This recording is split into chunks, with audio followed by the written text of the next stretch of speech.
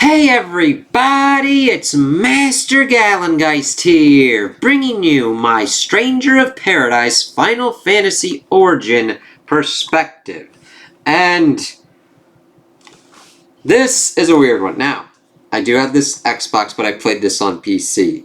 Mainly trying to start out with keyboard and mouse, but switching it to the Xbox controller because it just felt more intuitive, and I hadn't gotten quite understanding for the key bindings because they were in weird kind of spaces, and it was just kind of easier to set everything up action style wise with what was kind of going on in this kind of game. So this is the one where you're like, Jack, he's going to kill Chaos. The meme worthiness of like the trailers and everything makes you think that this is a horrible kind of game, and it's mainly down to its execution. The story is actually pretty interesting, and the gameplay is the main kind of strength here. Now, this does also have co-op. I didn't do any of the co-op. I just kind of wanted to do it and go through on my own. And this is kind of a retelling of the first Final Fantasy, which I have not played.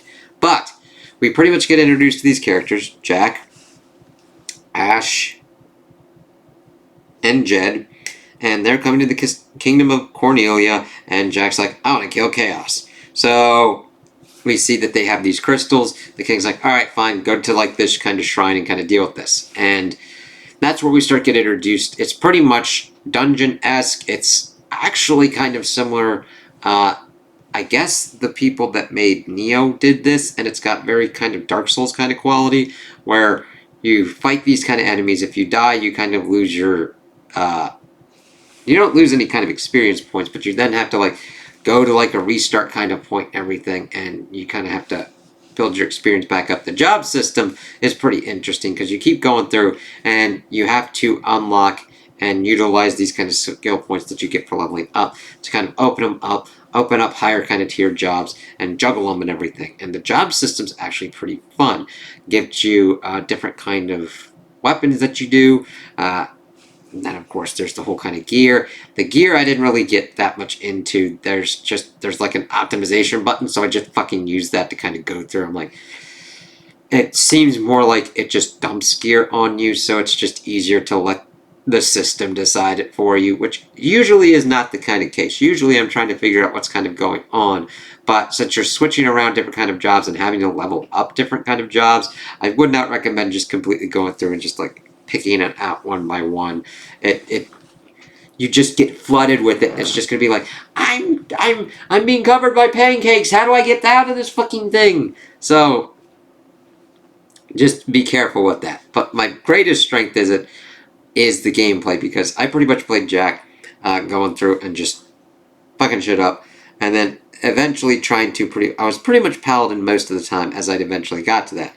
However, the downside is there's certain kind of bosses that you have to use certain kind of jobs for, otherwise you're going to have a horrendous fucking time to do it. Because like the Tiamat one, God, because it was like, it kept respawning its health, but I wasn't being able to take down enough of it, and it took just forever to kind of go through it at a certain kind of point.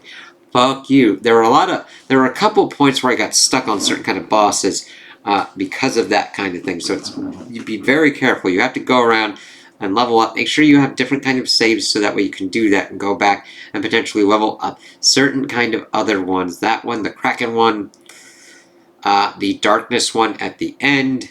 Holy shit. Because they force you to play different kind of play styles. Because up until a certain kind of point, you're like, I'm just doing this the way that I've made a build that works out for me. And you're like, cool. But some of the boss battles are like, no, bitch, you gotta play our rules. It's like, fuck. So, they pretty much go off on their... that's pretty much the kind of gameplay aspects. I would definitely recommend playing it just for the gameplay aspects alone, because playing it is fun. Until you get into those kind of stymieing kind of places. Do I think they're enough to completely and utterly not recommend the game? No. If you're into Final Fantasy and the kind of lore of Final Fantasy, it works. If you're into edgelord kind of shit, i.e., I'm going to destroy Chaos, and just, well, not edgelord kind of shit. It's just more like, how would you... Edgelord's the wrong word. It's just very melodramatic. And it's like, I'm going to destroy chaos. But the thing is, you have Jack saying this over and over again, and that's his main kind of driving force until we get to the kind of plot twist at the end. So let's kind of roll through with this. So they fight this dude at the Shrine of Chaos. We see that this Princess Sarah also wants them to try and find this other kind of dude. She's like, I don't know. But they defeat this dude that's like in this armor, and we find out that it's a girl, Neon. And she's got a black crystal as well. She's like, chaos doesn't exist. I pretty much tried to take all the darkness in and become the personification of chaos. That didn't work. Jack's like, fuck that shit. No, let's go on with this. So they pretty much get tasked with purifying the crystals, wind, fire, earth, and water to save the world.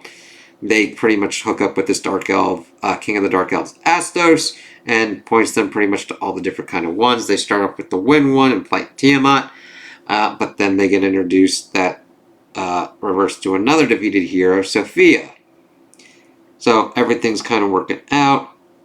They're getting more of their memories. And it's like, what the fuck? Because this mist starts kind of forming, and the dark crystal's supposed to like absorb that shit, but they're learning stuff. It's like, what the fuck's kind of going on here?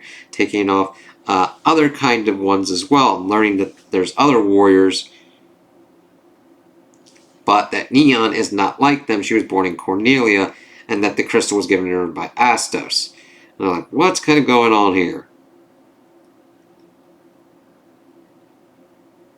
And that we start getting attacked by the pirates and everything. Everything's kind of falling to this kind of weird kind of thing as we're seeing these missives and these things in the background.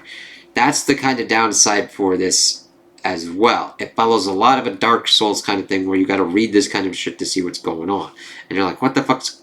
But then we do get at least enough of a cutscene kind of download as we learn that Astos is actually trying to help them, and that there's this other place, Lufenia, that are pretty much fucking with the place, and that Jack and his friends are actually strangers, agents tasked with traveling to Cornelia to destroy the darkness that Lufenia is like pretty much deposited there. They're pretty much like, fuck this place, and pretty much uses it as their trash dump for like negative shit and everything while they have their utopias. Like, fuck you assholes. And Astos and the rest of the group have been trying to do this constantly, and they keep getting kind of reset because Lufenia can do this. They can reset the world. It's like, what the fuck? And that if the darkness combines with human emotion, it creates chaos, which is one force they cannot control, i.e. Jack's whole kind of thing. Because they got to a certain point and Jack's whole drive to destroy chaos kind of went away, but then he's like, oh, fuck this shit. And we see that darkness has pretty much taken over the world, and they're trying to help everything, but we see that Sarah gets killed, and that this recovers more of his memories, and that he has to take out the rest of his friends, pretty much setting him up to become chaos. So that's where the plot twist comes into effect. Him then going to take over and screw over the Lufenia.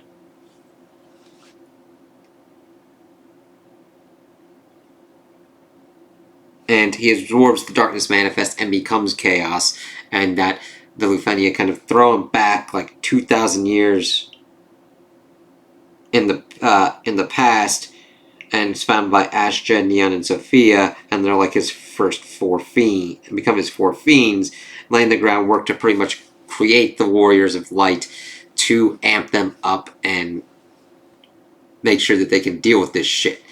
It's like, interesting. And that leads pretty much to the first one. And they keep going through this and challenging them over and over to pretty much bring them back up to a good kind of standing to fight. It's like, that's actually kind of interesting. So, the story at first, they did a horrible job of representing it and executing it to that kind of effect. But as you get towards the end and you see this kind of stuff kind of going on, it's like, oh, they become... You have to look and see what's kind of going on, because at first you're like, oh, these chaos people, they're probably bad. And then you're like, oh, that's why they're kind of doing it. And they're kind of preparing and trying to make these Warriors of Light be able to kick all kinds of ass to take on and stop these otherworldly assholes from doing what they're doing. It's like, I can respect that. It's still as annoying as hell when Jack's main thing is like, don't care, kill chaos. for most of the game. So if you get annoyed by that, I completely understand. But the whole thing is to make that bit as annoying as possible to get the turn at the end, like, I will become chaos. That would definitely have gotten annoying if they had put the same amount of time and energy having him be like, I am chaos, chaos, motherfucker, yeah. Because that would get just as annoying, because they do have a habit of being stuck in that kind of, I'm gonna kill chaos mode. Boop, boop, boop. You kind of get that. Let's just go through this dungeon and get this crystal, my friend. And that's the thing. You could it gets into certain kind of aspects of what you prioritize in a game. If you're into the gameplay, you can pretty much ignore the story. If you're into the story, the gameplay will not alleviate the story kind of things going on. I was alright with it because I had fun with the gameplay, even with the kind of problems that would pop up of you have to pretty much play a certain kind of way, otherwise you're going to have a horrendous fucking time. So be very careful with that. That is a very big problem. I hate when it's like, do whatever build you want, and then that build is not viable, and then you have to then start retooling shit, and you're like, motherfucker. Now you don't have to retool everything and like waste skill points and then try and get them back, but you then have to potentially go around and pretty much farm certain kind of shit for certain kind of other ones to create like higher tier kind of jobs. Being forced to play a certain way really fucking sucks when you're mostly let freedom to do what you kind of want to do, gameplay wise. I always hate that kind of dichotomy. If you want me to play a certain way, ease me into it, give me the tool set that I need to, and then let me kind of play around within that kind of sandbox. Otherwise, if you're like, fuck around and find out kind of shit, and then like, oh yeah, you'd probably have a better time if you did this. It's very kind of careful, because the palette, it really doesn't give you a very good time. The funny thing is, I could almost put this on the thing of like, not the complete opposite of Deadly Premonition, because the story actually started saving itself as you start diving into what's kind of going on. Again, it's more the execution of it than anything else. Whereas the gameplay is the main driver that kept me going, and then the story kind of improved and went on as it went on. Deadly Premonition was the exact opposite, where the gameplay completely and utterly stymied me and was like, this is not fun at all to play. Story-wise, I would have rather read or watched it. So, would I recommend this to pretty much action fans? Yes. It's got a nice, serviceable story that does not get in the way of the action. Would I recommend this to Final Fantasy fans? Yes, because it has a nice kind of take on the kind of Final Fantasy aspects, even though the story kind of gets a little bit gnarly. It doesn't completely and utterly shit-can itself and, like, go complete full fuck mode, but it dances there. It kind of struts a little bit. It gets close there, but it pulls itself back, in my opinion. If you don't agree with that, trust me, I completely understand, and I am not trying to take that away from you. If you fucking hate this one, I could understand why you fucking would.